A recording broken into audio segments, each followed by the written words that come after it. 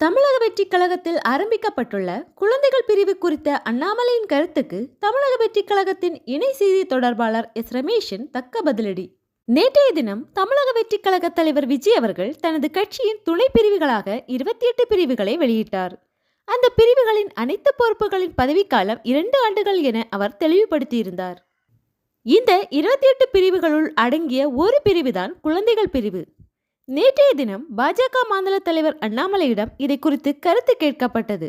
அதற்கு அவர், அரசியல் கட்சியில் குழந்தைகள் சேரக்கூடாது, 18 வயதிற்கு கீழ் உள்ளவர்களை அரசியலில் பயன்படுத்தக்கூடாது. ஒரு நண்பர் சொன்னார், தமிழக வெற்றிக் கழகத்தில் இருப்பவர்களே குழந்தைகள் தானே, அதற்காகத்தான் குழந்தைகள் அணி ஆரம்பிச்சிருக்காங்க என்று. அது அந்த கட்சிக்கு தான் வெளிச்சம் என்று கிண்டலாக அவர் கருத்து தெரிவித்திருந்தார். அதற்கு பதிலடி கொடுக்கும் விதமாக தமிழக வெற்றிக் கழகத்தின் இணை செய்தி தொடர்பாளர் எஸ் ரமேஷ் அவர்கள் பேசியுள்ளார்.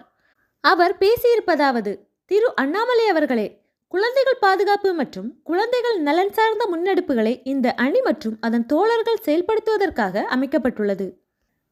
ஆகச்சிறந்த அரசியல் வகுப்புகளெல்லாம் லண்டன் சென்று படித்துவிட்டு இப்படி ஒரு நகைச்சுவை விமர்சனம் வைப்பது எவ்வகையான கற்றல் என தெரியவில்லை என்று அவர் அதற்கு பதிலடி கொடுத்துள்ளார்.